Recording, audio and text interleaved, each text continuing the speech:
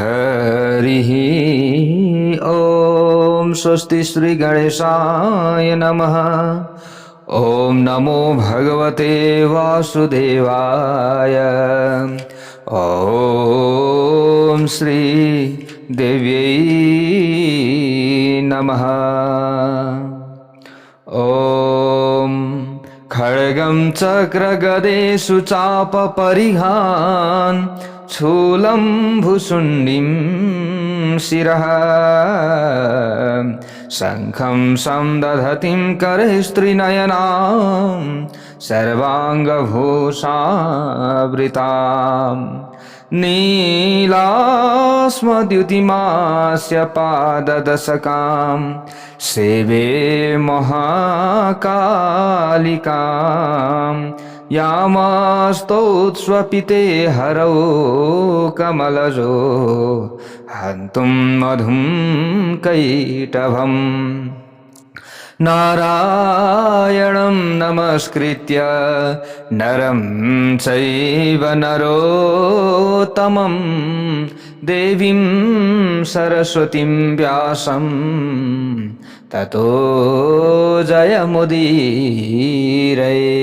तो जय श्री हरि, जय श्री राधे। यतिखेर हजुरहरू श्रीमद् भागवत महापुराण कथा श्रवण गर्दै हुनुहुन्छ। प्यारा भक्त भागवतहरू, यहाँ महिषासुर र देवीको संवाद छ अनि यहाँनिर मन्दोदरी र वीरसेनको कथा प्रसङ्ग छ।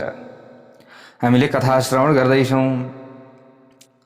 त यहाँनिर भनेको नमान्दाखेरि मन्दोदरीले दुःख पाएकी थिइन्। हे देवी, त्यसै कारणले गर्दा तिमीले मसँग विवाह गर भन्दै सम्झाइरहेको छ नि। कसले? महिषासुरले।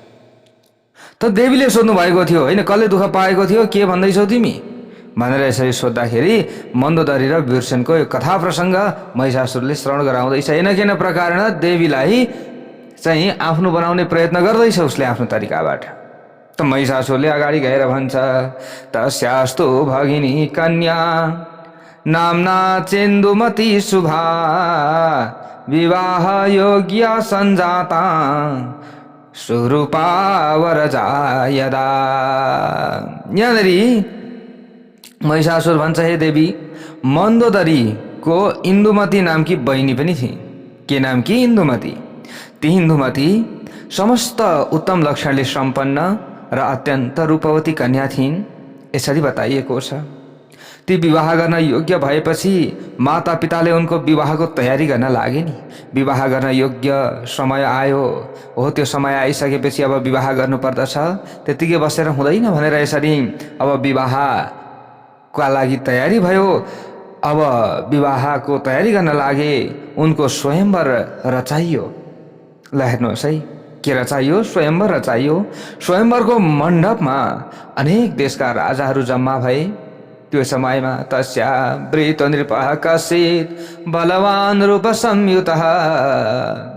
इन्दुमतीले ती राजाहरूमध्ये एउटा बलवान, सुन्दर, कुलीन, उत्तम स्वभावको र उत्तम लक्षणले सम्पन्न राजालाई पतिको रूपमा वरण गर्दी भइन्। ल हेर्नुहोस् है, कसले वरण गरिन्? मन्दोदरीकी बहिनी इन्दुमतीले विवाह गरिन्। यसको मतलब त इन्दुमतीकै विवाहको प्रसङ्गमा तिनकी दिदी मन्दोदरी दैवयोगले एउटा धूर्त, दुष्ट र चलाख राजालाई देखेर कामातुर भउन पुगिन्।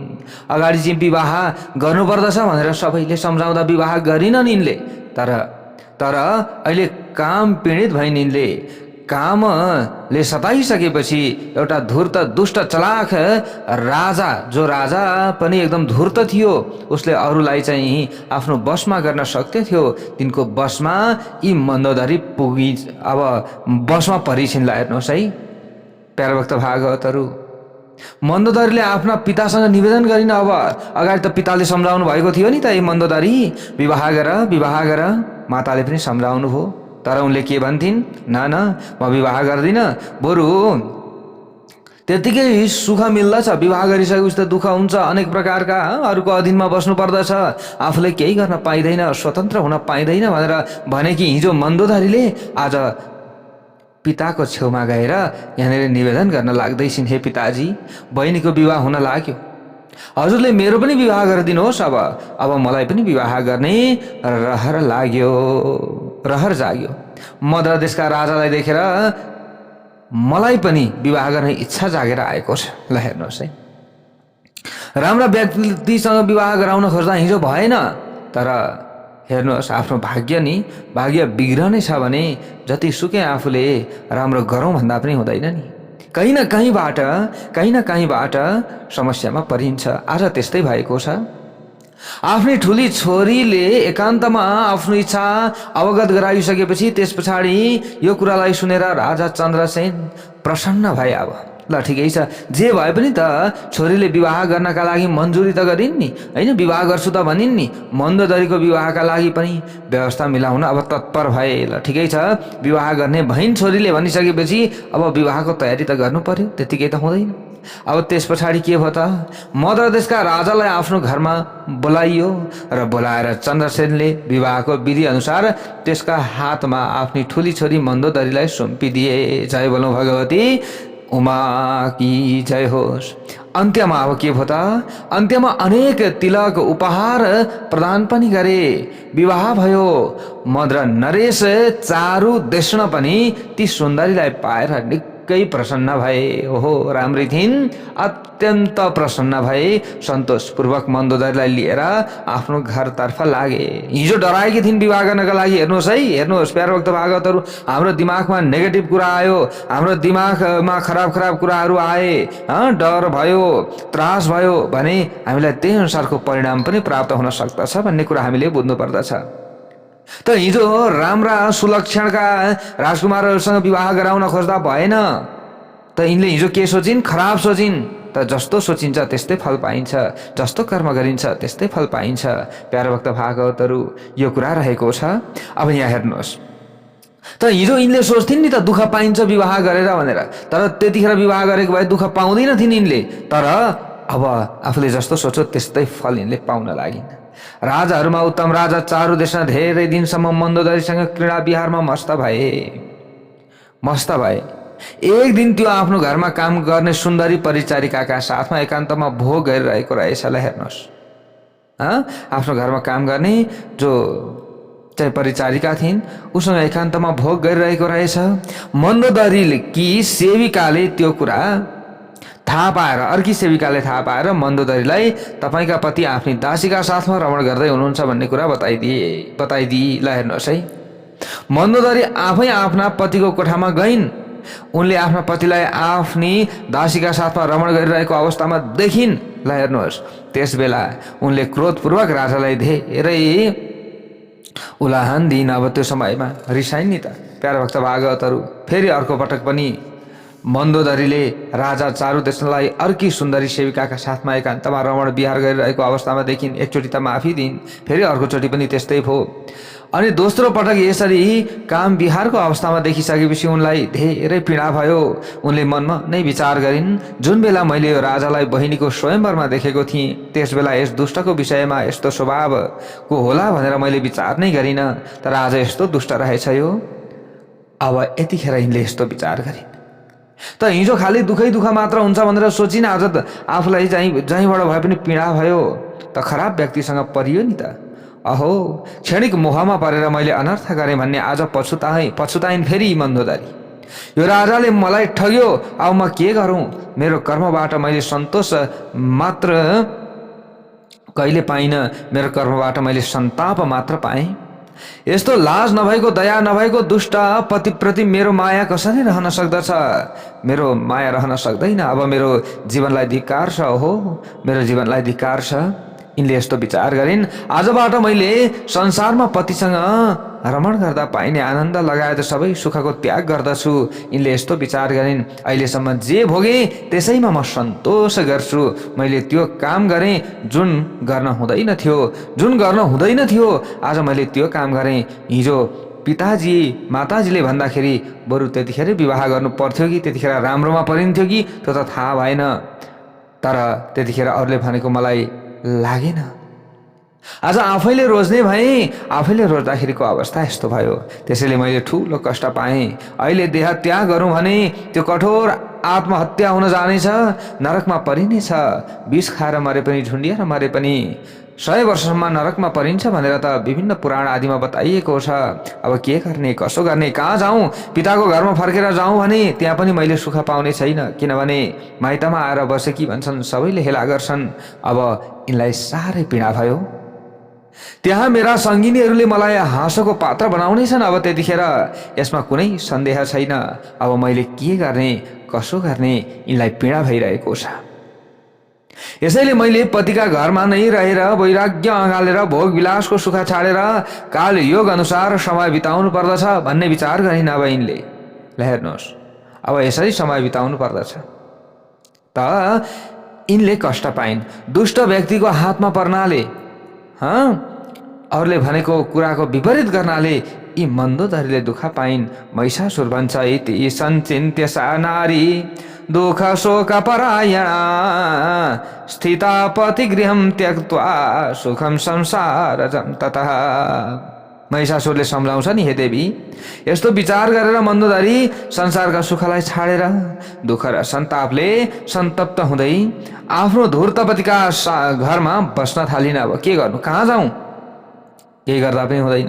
त्यसैले हे कल्याणी देवी, तिमी पनि म जस्तो राजा पतिलाई अनादर गरेर विवाहै नगरिकन यदि बस्दछु भनेर भन्दछौ भने भोलि कुनै प्रसङ्गले कामातुर भई कुनै मूर्ख र कायर पुरुषलाई वर्ण गर्न बाध्य हुनेछौ है। यस्तै हुनेछ, मन्दोदरीको जस्तै हालत हुनेछ तिम्रो।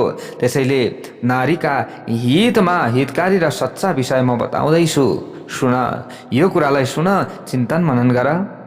तिमीले मसँग विवाह गर, मेरो कुरा मान हे देवी। यदि मान्दैनौ भने तिमीले ठुलो भोलिका दिनमा कष्ट पाउनेछौ, यसमा कुनै पनि सन्देह छैन। भोलि कुनै पनि सन्देह छैन कि तिमीले कष्ट पाउनेछौ भनेर यसरी अब महिषासुरले सम्झाउँदैछ भगवती देवीलाई। त देवीले अगाडि गएर भन्नुहुन्छ, मन्दात्मन गच्छ पातालम युद्धम कुरु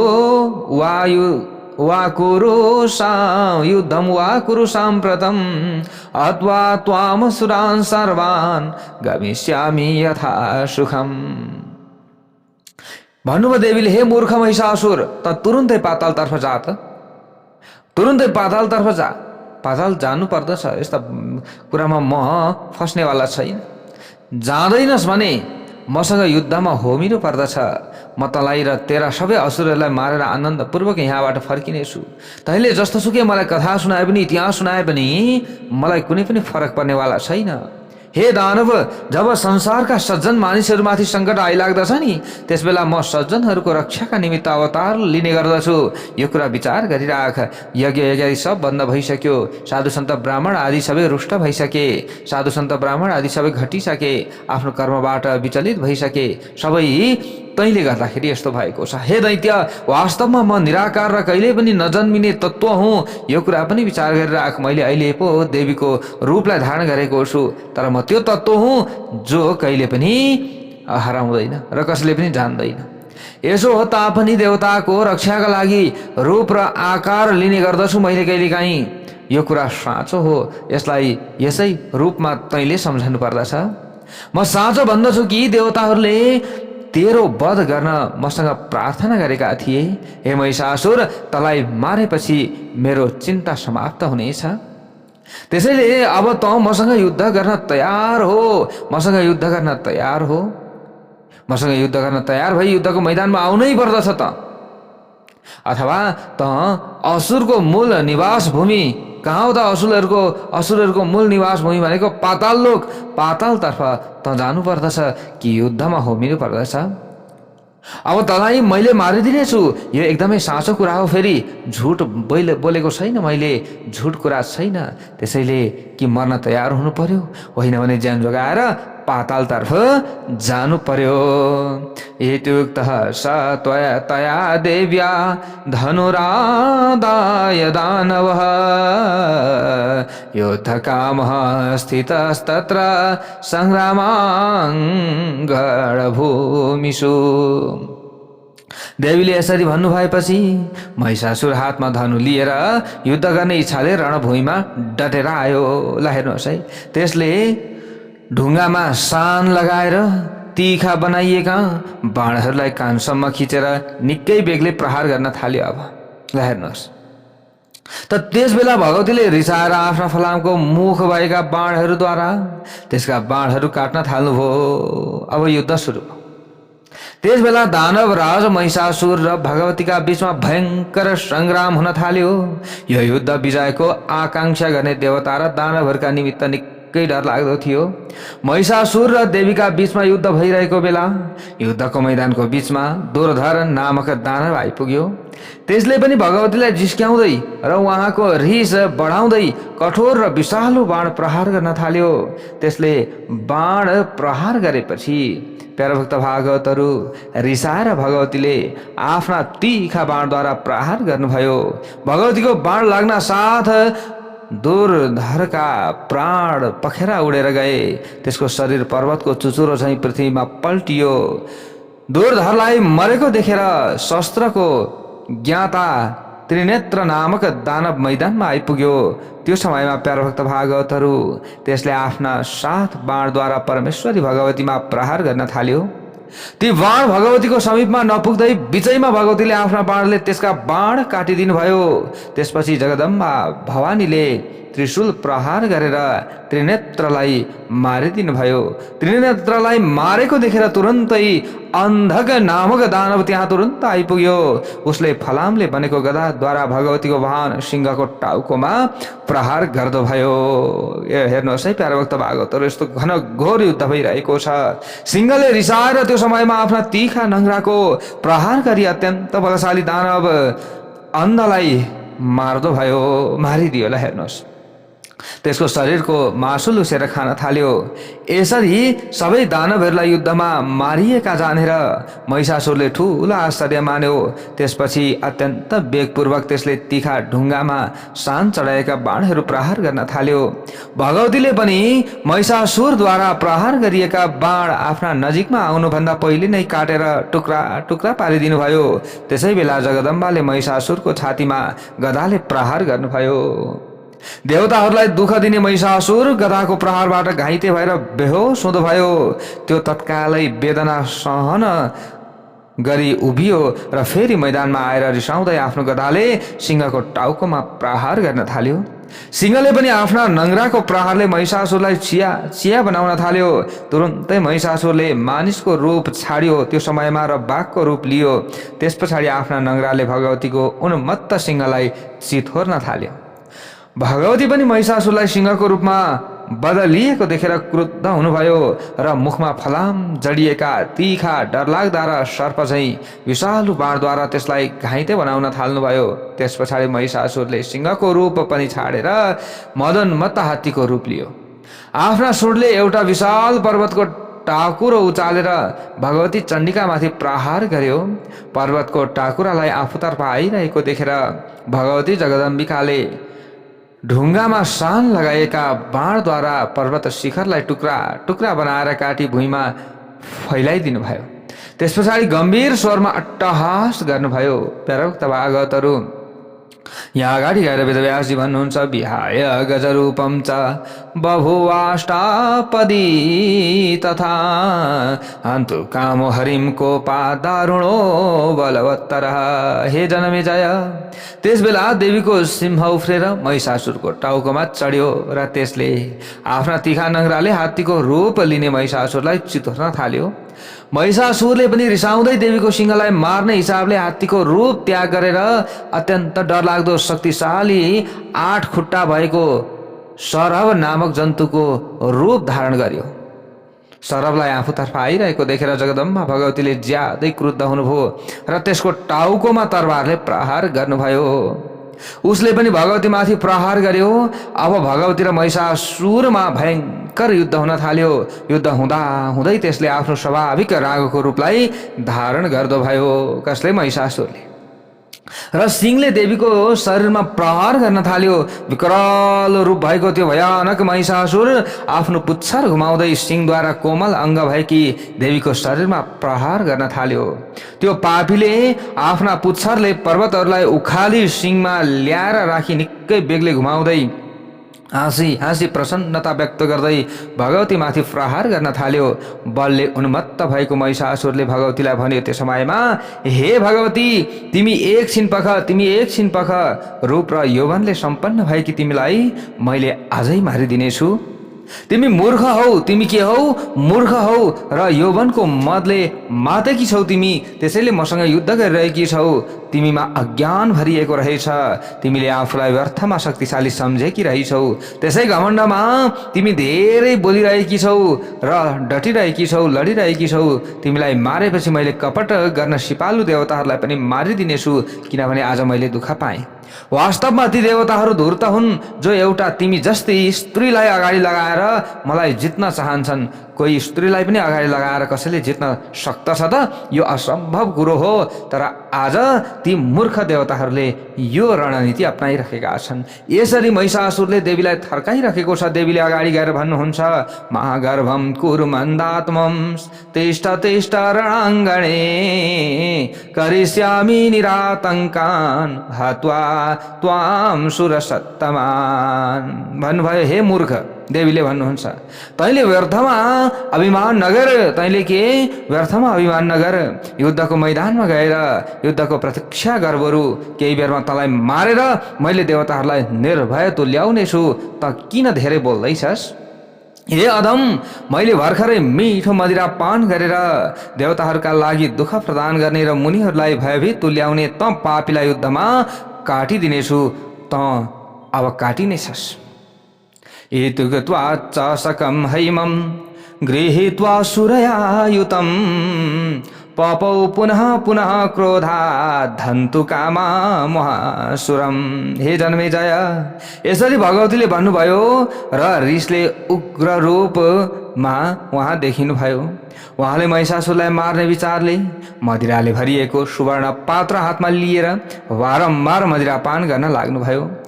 दाखबाट बनाइएको गुलियो मदिरा पिएर भगवतीले निकै वेगपूर्वक आफ्नो त्रिशूल उचाली देवताहरूलाई खुसी तुल्याउँदै दानवराज महिषासुरमाथि आक्रमण गर्नुभयो। त्यसबेला देवताहरू प्रेमपूर्वक भगवतीको स्तुति गर्न लागे र पुष्पवर्षा गर्न लागे। ती सबै देवता दमाहाको आवाजका साथ देवीको जय होस् भनी बारम्बार प्रार्थना गरिरहेका थिए। सबै ऋषि, सिद्ध, गन्धर्व, पिशाच, नाग, चारण, किन्नरहरू आकाशमा रहेर युद्ध हेरी निकै आनन्दको अनुभव गरिरहेका थिए। कपट गर्न सिपालु महिषासुर युद्धको मैदानमा बारम्बार अनेक थरीका इन्द्रजालद्वारा बनेका शरीर धारण गर्दै रूप फेर्दै भगवती माथि प्रहार गर्न थाल्यो।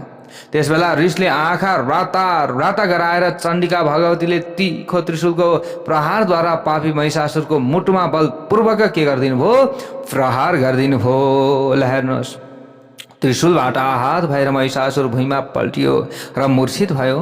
एक मुहुर्तपछि जागेर वेगपूर्वक आफ्ना खुट्टाद्वारा देवी चामुण्डालाई हान्न थाल्यो।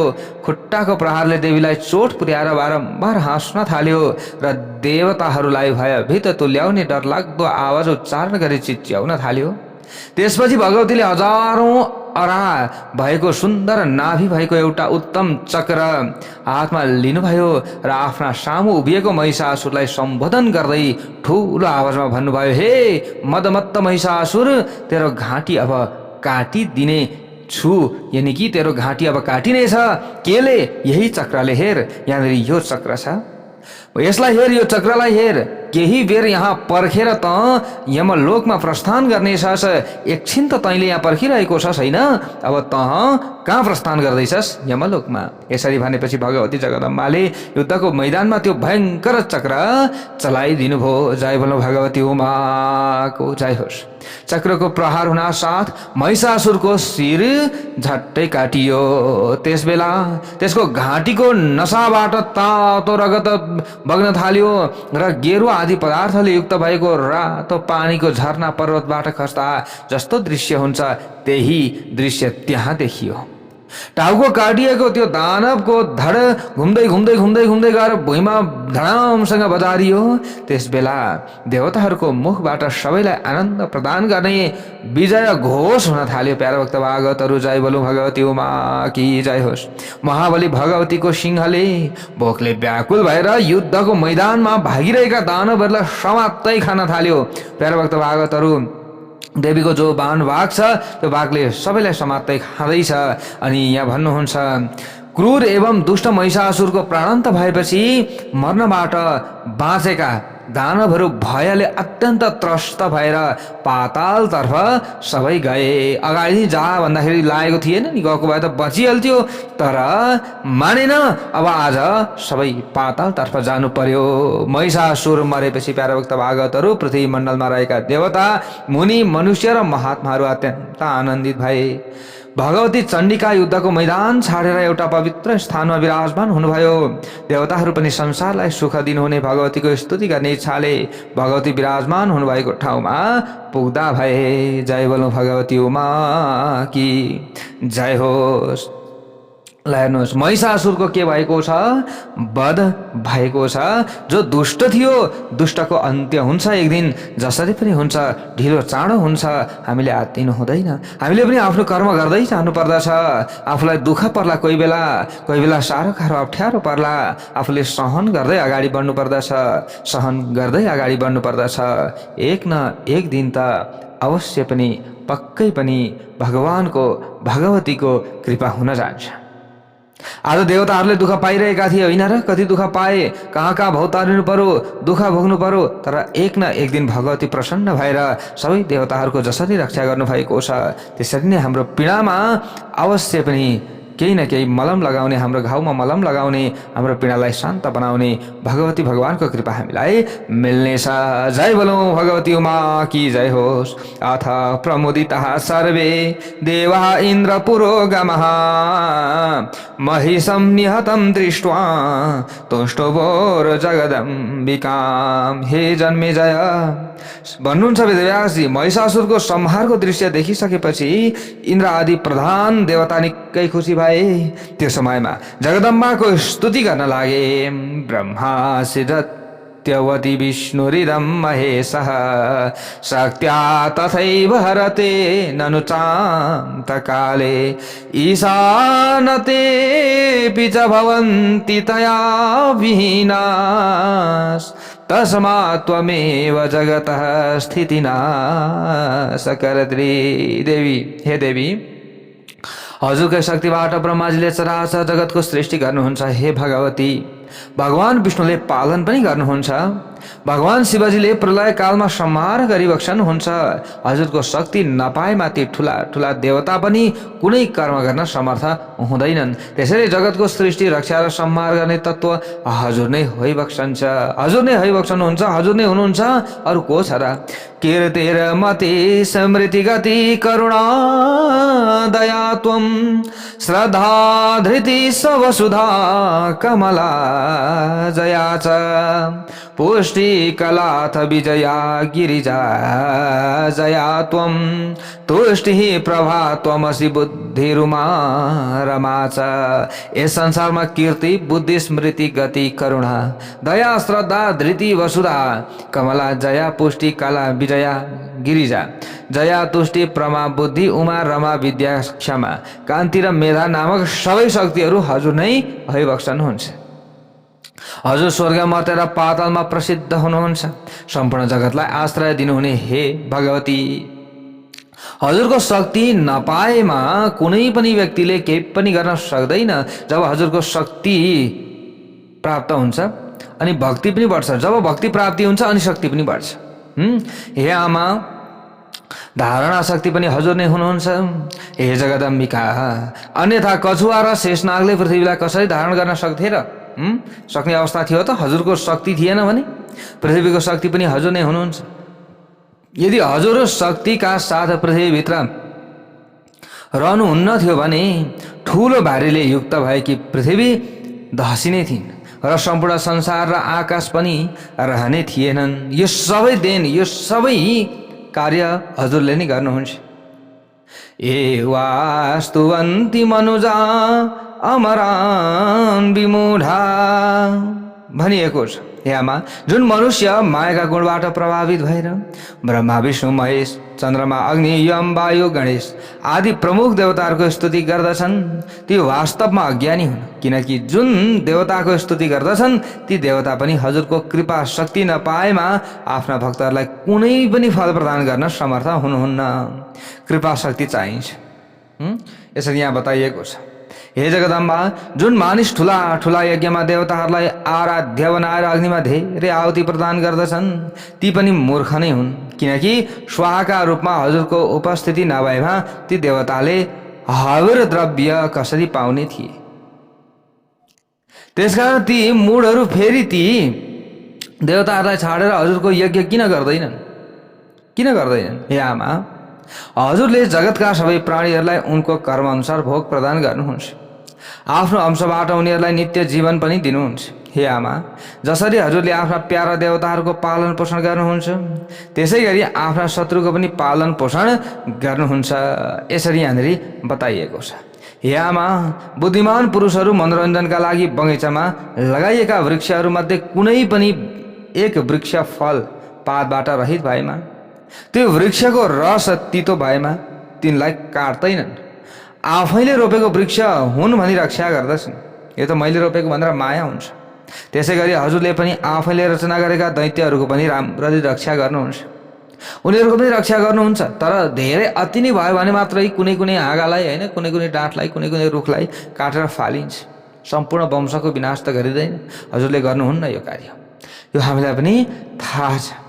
त देवताहरू यसो भन्छन्, करुणाको रसबाट भरिएकी हृदयले सम्पन्न भएकी हे आमा, हजुर युद्धको मैदानमा बाण प्रहार गरेर शत्रुको जुन संहार गर्नुहुन्छ त्यो संहार पनि उनकै मनोरथलाई पुरा गराउने किसिमले भएको हुन्छ। युद्धको मैदानमा मरेका ती शत्रुहरूले अर्को जन्ममा स्वर्गमा देवताका सुन्दरीहरूका साथ क्रीडा विहार गर्ने अवसर पाउँछन्। उनको त्यही इच्छा बुझेर हजुरले युद्धको मैदानमा शत्रुको संहार गर्नुहुन्छ। यो हजुरको अद्भुत चरित्र हो भनेर यसरी यहाँनिर बताइएको छ। जय बोलौँ भगवती देवीको जय होस्। यहाँ बताइन्छ, हे आमा, अत्यन्त आश्चर्यजनक कुरा के हो भने विख्यात प्रभाव भएका ती दैत्यहरूको संहार जो कोहीले पनि गर्न सक्ने थिएन, जसले पनि कहाँ गर्न सक्थ्यो र, त्यो हजुरकै संकल्पबाट मात्र सम्भव थियो र भयो पनि आज। यसैले त्यो दुष्ट महिषासुरलाई मार्नका लागि हजुरले अवतार लिनु पर्यो। शरीर धारण गरेपछि हजुरले त्यसै शरीरको सहयोगबाट लीला पनि गर्नुहुन्छ। यसमा कुनै पनि कारण छैन, यसमा कुनै पनि सन्देह छैन। देवताहरूले यसरी स्तुति गरिरहेका छन्। जुन मानिस विकराल अनि कलिकाल आएपछि हजुरको आराधना गर्दैनन्, हजुरद्वारा रचिएका विष्णु शिव आदि देवताहरूको अपमान गर्दछन्, ती मानिसहरू पुराण भन्न सिपालो धूर्त पण्डितहरूद्वारा वास्तवमा अवश्य पनि ठगिएका छन्। यसरी बताइएको छ। जस्तै अब भन्छन् नि यहाँ व्यक्तिहरूले, होइन, कुनै यता ठुलो, कुनै चाहिँ देवता ठुलो, कुनै देवता ठुलो। अब जसले चाहिँ भगवतीको आराधना गर्दैनन् त्यो कलिकालमा, विकराल कलिकालमा, त उनीहरू ठगिन जान्छन्। देवता हजुरका अधीनमा छन् र समय समयमा दैत्यहरूले देवताहरूलाई छिन्न भिन्न तुल्याउँछन् अनि आक्रमण पनि गर्छन् भन्ने कुरा जान्दा जान्दै पनि जुन मानिसले श्रद्धापूर्वक पृथ्वीमा रहेर भगवती बाहेक अरू देवताको उपासना गर्दछन् भने ती मानिस हातमा जल्दो बल्दो दीपक लिएर पनि निर्जल कुवामा गएर खस्दछन्। यसरी बताइएको छ। कसले बताएको कुरा हो? देवताहरूले भगवतीको स्तुति गर्दै। हे आमा, हजुर सुखदायिनी विद्या हुनुहुन्छ, हजुर नै दुःखदायिनी अविद्या पनि हुनुहुन्छ, हजुर नै मानिसहरूको जन्म र मृत्युका दुःखदायी कारण पनि हुनुहुन्छ अथवा कारण गर्नुहुन्छ। हे आमा, मोक्षको कामना गर्ने मानिस त हजुरको आराधना गर्दछन्, तर मन्द बुद्धि भएका अज्ञानी विषयमा लम्पट मानिसहरूले हजुरको आराधना गर्दैनन्। जो लम्पट व्यक्तिहरू छन् उनीहरूले कसरी आराधना गर्छन्? गर्दैनन्। ब्रह्मा विष्णु शङ्कर अरू देवताहरू हजुरको शरण दिने चरण कमलको निरन्तर उपासना गर्दछन्, तर अल्पबुद्धि भएका मानिसहरू विभिन्न सिद्धान्तको जालोमा परेर मनैबाट हजुरको आराधना गर्दैनन्। त्यसैले ती भ्रान्त मानिसहरूलाई संसारको सागरमा ओहोर दोहोर गरिरहनु पर्दछ। हे चण्डिका, हजुरको चरण कमलबाट उत्पन्न भएको धुलाको प्रभावले नै ब्रह्माजीले सृष्टिको आरम्भमा सम्पूर्ण लोकहरूको रचना गर्नुहुन्छ, विष्णुले पालन गर्नुहुन्छ र शिवजीले संहार गर्नुहुन्छ। यस संसारमा जुन मनुष्यले हजुरको उपासना गर्दैन त्यो अभागी हो भनेर यसरी यहाँनिर बताइएको छ। वाग्देवता त्वमसि देवी सुरासुराणाम। हे देवी, हजुर देवता र दैत्यहरू कि वाग्देवता हुनुहुन्छ। हजुर ती सबैको मुखमा विराजमान हुनुहुने हो। ठुला ठुला देवता पनि बोल्न समर्थ हुँदैनन् जब तपाईँको शक्ति हुँदैन भने। मुख भए तापनि मानिस बाणीको शक्ति भएन भने बोल्न सक्दैन नि। त्यस्तै सबै थोक हुँदा हुँदै पनि हजुरको शक्ति भएन भने व्यक्तिले केही गर्न सक्दैन। हे आमा, महर्षि भृगुले रिसाएर भगवान विष्णुलाई श्राप दिएका थिए। त्यही श्रापका कारण भगवान विष्णुलाई बारम्बार पृथ्वीमा मत्स्य, कुर्म, वराह, नृसिंह, वामनको अवतार लिनु पर्यो। एउटा ऋषिको श्रापबाट आफ्नो रक्षा गर्न उहाँले पनि भगवान विष्णुले पनि कहाँ पूर्ण समर्थ हुनुहुन्छ र। त्यसका लागि त शक्ति नै चाहिन्छ। शक्ति कहाँबाट प्राप्ति हुन्छ भन्दा देवीबाट प्राप्ति हुन्छ र पृथ्वीमा आवागमन भइरहन्छ। भगवान श्री हरि विष्णुको पनि सम्पूर्ण लोकको उद्धारका लागि देवीद्वारा वरदान पाउनु भएको छ उहाँले। हे आमा, सम्पूर्ण संसारमा यो कुरा प्रसिद्ध छ कि वनमा जानुभएका भगवान शिवलाई भृगु मुनिको श्राप परेको थियो। मुनिकै श्रापका कारण शिवजी को चाहिँ जुन यहाँनिर पतन हुनु परेको थियो अथवा शिवजीको लिङ्ग भुइँमा खसेको थियो। त्यस्ता शक्ति नभएका शिवलाई शक्ति दिनेवाला पनि दिनेवाली पनि को हुनुहुन्छ? भगवती हुनुहुन्छ भनेर यसरी श्रीमद्देवी भागवत महापुराणमा बताइएको छ। त कसले भनेको कुरा हो? देवताहरूले भनेका कुराहरू नि। शिवजीबाट गणहरूका मालिक गणेश देवता पैदा हुनुभएको। जुन मानिसले गणेशलाई भज्दछन् तिनको त्यो भजन, गणेशको शरणागति चाहिँ भगवतीको देवीको पूजा बेगर पनि व्यर्थ हुन जान्छ। त्यसैले देवीको पूजा अनिवार्य छ। त्यसैले त अब नेपालमा पनि जहीँ थाई होइन, देवी थान जहीँ पनि होइन, देवीको मन्दिर, दक्षिणकाली, पाथिभरा, मनोकामनादेखि लिएर हरेक ठाउँमा देवीको मन्दिर छ। त्यसैले देवीको आराधना गर्नुपर्दछ भन्ने कुराहरू यहाँनिर बताइएको छ। पञ्चायत जुन पाञ्चायन देवी देवताको आराधनाको प्रक्रियाहरू छन् प्यार भक्त भागवतहरू। पाञ्चायन हामी गृहस्थीहरूले पाञ्चायन देवताको पूजा गर्नुपर्दछ। पाञ्चायन भनेको पञ्चतत्व नै हो, अग्नि, पृथ्वी, वायु, जल, आकाश। र भगवानको अर्थ पनि यही हो। अग्नि यो पञ्चतत्व नै हो। यो पञ्चतत्व हाम्रो शरीरमा रह्यो, ब्यालेन्स भयो भने हामीलाई रोग पनि लाग्दैन, शोक पनि कम पर्छ, हामीलाई राम्रो हुँदै जान्छ। यी धेरै कुराहरू छन् प्यार भक्त भागवतहरू। यसरी देवताहरूले स्तुति गरिरहेको अवस्था छ। अब यसरी स्तुति गरिरहेको अवस्था हो वेदव्यासजीले जन्मेजयलाई कथा श्रवण गराउँदै हुनुहुन्छ। अब यहाँबाट उताको कथा भोलि हामीले श्रवण गर्नेछौँ। जय बोलौँ भगवती देवी की जय।